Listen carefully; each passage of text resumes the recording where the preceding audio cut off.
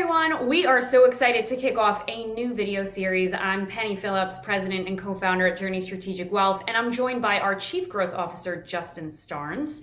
We are going to be exploring a common question that is asked of us by advisors every week.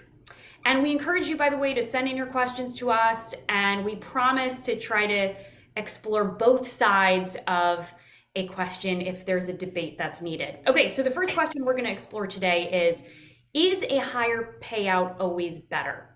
Now, this is a common question we're asked now, and it's certainly a question advisors would ask me when I was consulting.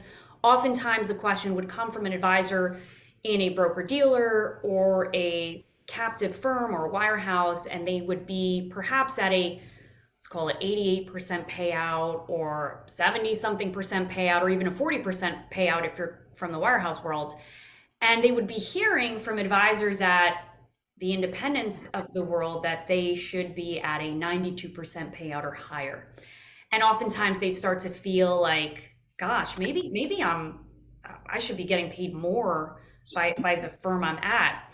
And what I often found, and Justin, curious if you agree or disagree, is that that question usually wasn't reflective of the actual pain point the advisor was feeling, right? If there's a question about payout, just like if there's a question about fees from a client, the issue usually stems from the fact that what you're paying or giving up is perhaps not reflective of or aligning with the services or value you're getting in return. And so the question advisors actually need to explore, multiple questions. Number one, what am I actually paying or giving up? And then what am I getting in return? Literally list it out. What am I getting in return? And is what I'm getting, number one, still valuable to me? And that's an important question because remember, a lot of firms are, especially the larger institutions, favor newer advisors in terms of resources and training. So a lot of times, and this is not a secret, the basis points that more established teams give up within a larger system is benefiting the newer advisors that the agency or the local office is trying to attract. So is the value I'm getting now as an advisor who's succeeded and built a practice still valuable? And then secondly, are the things I'm receiving in return things that I actually need based on what I'm building now? And is what I'm giving up things that I actually want to be or should be giving out? So long answer, but I think the point is it's sort of a much deeper discussion that goes way beyond is higher payout better. That's just my take on it. I take a similar stance, but just taking it back, Penny, to the very beginning of it, is a higher payout better? Yes, it's better, but it depends on how you get the higher payout. And in this instance, I couldn't agree with you more. Payout is done in a fashion really within our industry and has been for a long time, where it takes you away from focusing on the services that you're being provided. And that's the one thing that we want advisors to really dive into and focus on as they go through this process. So what I mean by that is when you're paying for this, you should have a line item by line item process around what is it, not that you're being paid, but that you're paying for. And is there a measurable value that you can associate with that as well?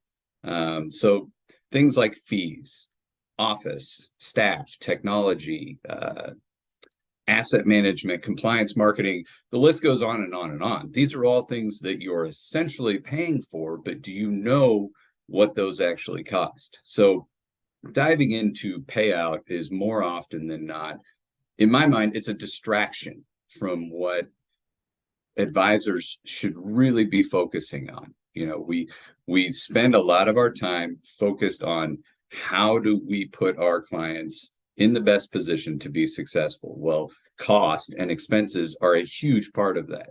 Yet when you think about payout, it's just, okay, what do I get out of everything that I'm earning? So, you know, to put it into a very simple structure, it's all right, you're $1 million producer taking out a 40% payout.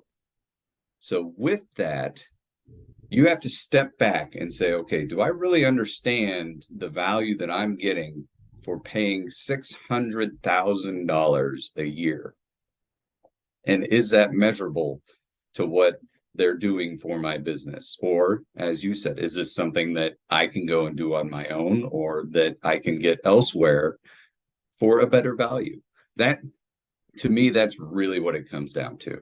But back to the very beginning of it, is a higher payout better? Absolutely.